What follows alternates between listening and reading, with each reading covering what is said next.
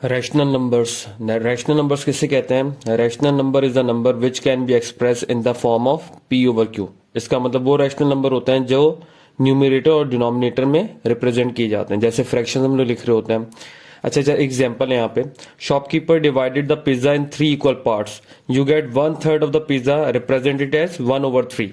ये होता है हमारे पास रैशनल नंबर जो कि पी ओवर क्यू, यहाँ पे 1p है और 3 है q। इसी तरह रैशनल नंबर्स में पी और क्यू की जगह क्या क्या आ सकता है? यहाँ पे नेचुरल नंबर्स आ सकते हैं। अच्छा, नेचुरल नंबर्स वो होते हैं जो कि 1 से स्टार्ट होते हैं और कंसेक्यूटिव 1 2 3 4 इस तरह नेचुरल नंबर से कहते हैं। यहाँ पे होल नंबर्स हो सकते हैं। होल नंबर्स 0 से स्टार्ट होते हैं, 0 1 2 3 एंड सो ऑन। या फिर इंटीजर्स हो सकते हैं। इंटीजर्स कहते हैं जो कि -3 -2 -1, इसके अंदर 0 भी आता है, फिर 1 2 3 और इस तरह कंटिन्यूएशन में होता है, इसको इंटीजर्स। तो पी और क्यू की जगह होल नंबर्स भी आ सकते हैं, नेचुरल नंबर्स भी आ सकते हैं और इंटीजर्स भी आ सकते हैं। अच्छा, एक किसमें टॉपिक है, express the following decimal in the form of P over Q. जैसे इन्होंने दिया है सवाल 7.010। अच्छा, आखिरी जीरो की कोई वैल्यू नहीं है। 7.010 इसको हम लोग पी ओवर क्यू की फॉर्म में कैसे लिखेंगे, मतलब रैशनल नंबर की फॉर्म में कैसे लिखेंगे? डेसिमल को करना है हमने फ्रैक्शन फॉर्म में। पॉइंट यहाँ पे 0 1 डिजिट आगे होगा, सेकंड के 1 के आगे होगा, 1 एंड सेकंड। तो इसका मतलब है डिवीजन में हमारे पास 1 के साथ 2 0 लगाने पड़ेंगे, क्योंकि हम लोग डेसिमल से फ्रैक्शन में कर रहे हैं। 7.010 1 पोजीशन एंड सेकंड पोजीशन, इसीलिए हम लोग इसको डिवाइड करें 100 से। अच्छा, इसका सेकंड एक क्वेश्चन है हमारे पास। इस तरह के बहुत सवाल आए हुए हैं और सैंपल पेपर में भी आया हुआ है। 1/f is equal to 1/u plus 1/v, find u। और इन्होंने v की यहाँ पे डाटा दे दिया और f का डाटा दे दिया। हमने सिंपल क्या करना है, f की जगह f का डाटा पुट करना है और v की जगह v का डाटा पुट करना है। 1/f इसका मतलब 1/16 is equal to 1/u, u तो हमने फाइंड आउट करना और 1/v, v की जगह हमने 1/32 जब यहां जाएगा तो माइनस में चला जाएगा एंड देन इसका एलसीएम निकालेंगे। एलसीएम निकालने का तरीका सबको पता है, फिर भी 16/32। एलसीएम के लिए सबसे शॉर्टेस्ट फॉर्म में नंबर से स्टार्ट करते हैं। 2 8 16, 2 6 12, 4 8, 2 2 4,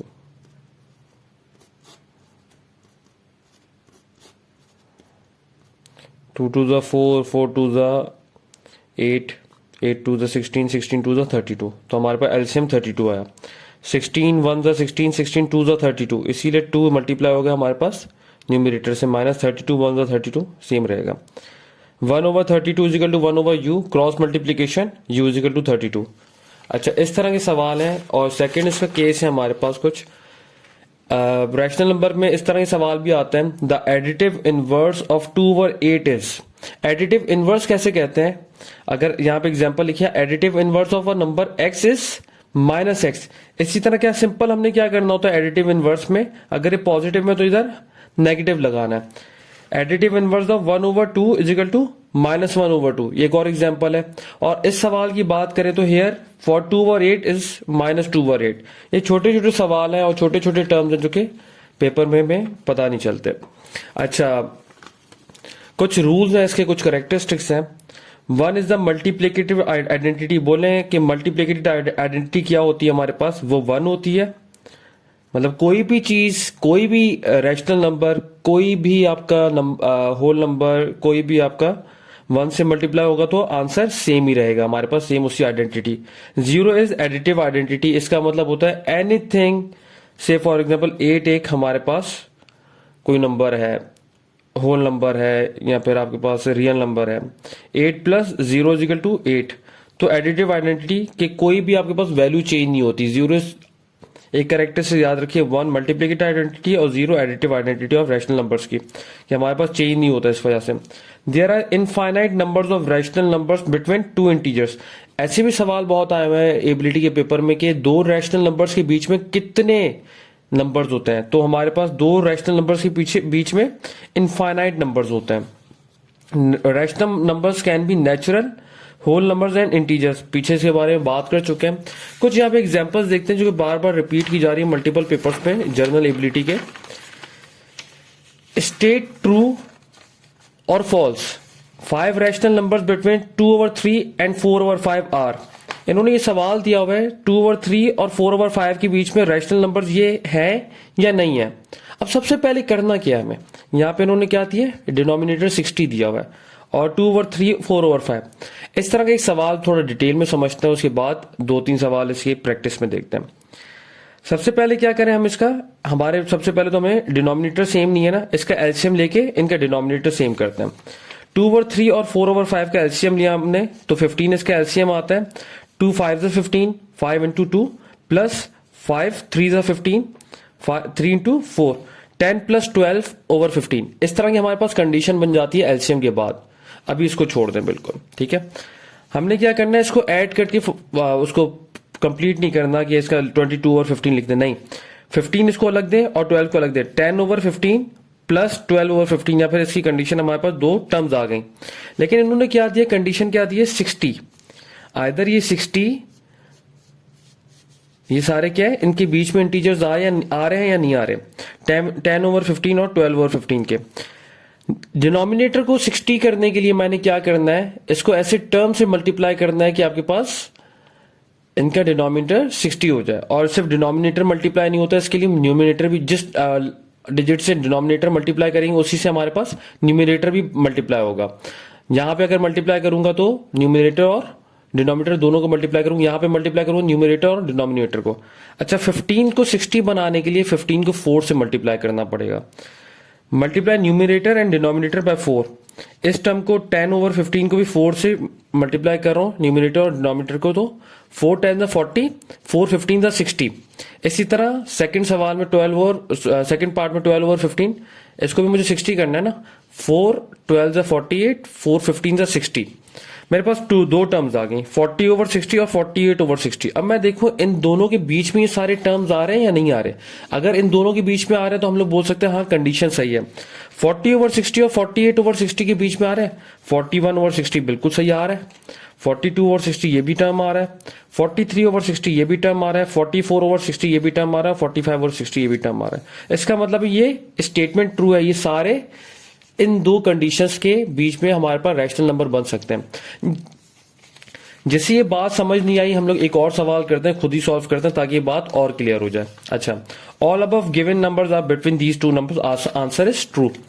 यहां पे एक और एग्जांपल है, 5 rational numbers between -3/2 and 5/3। Again वही सवाल हो गया, इन्होंने बोला कि इन दो टर्म्स के बीच में आ रहे हैं या नहीं आ रही है सारे टर्म्स। अच्छा, ये सारे टर्म्स आ रहे हैं नहीं आ रहे, कैसे पता चलेगा, पहले तो देखें इन दोनों की डिनोमिनेटर क्या, 2 और 3। पहले तो इन दोनों को सेम करते हैं, -3/2 एंड 5/3। इन दोनों का एलसीएम क्या बनेगा वैसे, 2 और 3, 2 1 2, 3 3 1 3, 2 3 6, ठीक है, 2 3 6, 3 3 9। मैं डायरेक्ट कर रहा हूं यहां पे, आई होप एलसीएम आता होगा। 2 3 6 और 3 3 9, -9 और प्लस 3 2 6, 2 5 10। क्लियर है। यहां पे मैंने क्या करना है, इनको प्लस नहीं करना, हमने -9/6 कॉमा 10/6, ये दो हमारे पास टर्म आ गई। अच्छा, ऑलरेडी यहाँ पे 6 गिवन है तो इसको हमने फर्दर किसी चीज से मल्टीप्लाई और डिवाइड नहीं करवाना, तो हमने इसको 60 रखना है। अच्छा, इसके डिनोमिनेटर सेम है 6 और 6, तो हमने इसको फर्दर किसी चीज से मल्टीप्लाई डिवाइड नहीं करना, क्योंकि इधर भी 6 6 ही है हमारे पास। अच्छा, हमने देखना है ये सारे टर्म इन दो रैशनल नंबर के बीच में आ रहे हैं नहीं आ रहे।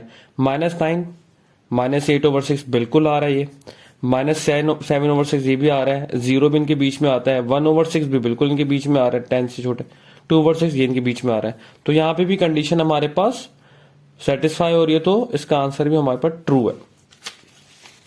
अच्छा, एक और टर्म देखते हैं, 2 rational numbers between 1/5 and 4/5 are. एक सवाल इन्होंने दो दे दिया, इन्होंने हमसे पूछ लिया कि इन दोनों के बीच में रैशनल नंबर क्या आएंगे, 1/5 और 4/5 से, इन दोनों के बीच में 1/5 के बाद क्या 2/5 भी आएगा, 3/5, इसके बाद 4/5। तो हमारे पास आंसर ही है कि 2/5 और 3/5 ऐसे टर्म्स हैं जो कि इन दो के बीच में आते हैं। अच्छा, एक है find the 9 rational numbers between 0 and 1। 9 rational number 0 1 के बीच में क्या होंगे? 0 और 1। इनके बीच में कौन से रैशनल नंबर हो सकते हैं हमारे पास? 0.1, 0.2, 0.3, 0.4, 0.5, 0.6, 0.7, 0.8, 0.9। ये 9 हो गए। और इनको अगर हमने दूसरे फॉर्म में करना होगा तो पॉइंट हटाएंगे 1 डिवाइड बाय 10 या फिर 2 डिवाइड बाय 10, तो बात वही है हमारे पास। इसी तरह भी कंटिन्यू करके आखिर में 9 डिवाइड बाय 10। तो ये पूरा हमारे पास इसका find the 9 rational number between 0 and 1। अच्छा, कुछ और सवाल हैं इसमें, देखें। Choose the rational numbers that does not lie between rational number -2/3 and -1/5। इन्होंने ये सारी कंडीशंस दे दी हमारे पास कि इनमें से कौन सा ऐसा टर्म है जो इनके बीच में नहीं आ रहा। वैसे देखा जाए तो ये दोनों माइनस में है, तो इधर इनका आंसर सबका माइनस में ही आना चाहिए। इसके बीच में जो टर्म्स होंगे वो माइनस में होंगी। लेकिन यहाँ पे हमें सामने साफ पता चल रहा है कि 3/10 प्लस में है, तो ये वो टर्म है जो कि इन दो टर्म्स के बीच में नहीं आ रहा। तो ये वो वाला टर्म है जो कि इन दोनों टर्म्स के बीच में नहीं आएगा। इसी तरह ये दो सवाल इस करके कोशिश करें और इसके कमेंट में आंसर बताइएगा। Choose the rational number which does not lies between rational number 3/5 and 2/3, 46/75, 47/75, 49/75 और 50/75। और इसके आंसर खुद करने की कोशिश करें, नहीं हो तो बता दीजिएगा, मैं इसको सॉल्व कर दूंगा। आखिरी सवाल है 3 rational numbers between 2/5 and 3/5 is this. ये ट्रू है या फॉल्स है, इसको देख के कि इन दो को ऐसे सॉल्व करेंगे। अच्छा, क्या करेंगे आप इसका? पहले इनके दोनों डिनोमिनेटर सेम ही है, तो मल्टीप्लाई ऐसी चीज से करेंगे इनका डिनोमिनेटर 20 आ जाए। इसका मतलब 5 4 20 होगा, तो 2 4 एंड 5 4। इसी तरह 3 4 और 5 4 20 20। तो इन दोनों के बीच में देखिएगा ये तीनों आ रहे हैं या नहीं आ रहे। अगर आ रहे हैं तो फिर ट्रू है, नहीं तो फिर फॉल्स है इसका आंसर। कुछ सवाल इसके थोड़े टफ भी होते हैं, वो इस तरह के। इफ 27 की power x is equal to 9/3 की पावर x, फाइंड x। इसमें क्या करना होता है हमें? इसमें हमें जो x की पावर है ना 3, मतलब 3 की पावर x है, इधर हमने सबको 3 करना होता है ताकि, अच्छा इसकी प्रॉपर्टी है पहले साथ साथ देखते हैं। 3 cube is equal to cube power x is equal to 3। 9 को 3 स्क्वायर लिख सकते हैं और 3x को 3, तीनों 3 में आ गए। अगेन जब पावर मल्टीप्लाई होती है तो हमने उसे मल्टीप्लाई करना होता है 3x इजिकल टू, इधर x प्लस हो रहा था ऊपर जाके माइनस हो जाएगा, 2 माइनस x।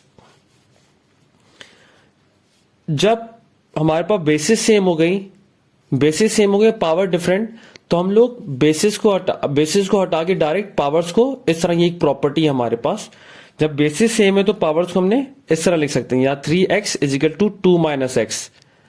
अब फर्दर से सिंप्लीफाई करना है, माइनस x यहां पे हो रहा है, इधर जाके प्लस x होगा, is equal to 2, x is equal to 1/2। तो इस तरह के सवाल कुछ आते हैं हमारे पास, उसमें हमने क्या याद रखना है कि बेसिस सेम करनी होती है ताकि हम लोग पावर को, वो प्रॉपर्टी लगा के पावर को डायरेक्ट इस तरह फाइंड आउट कर सकें।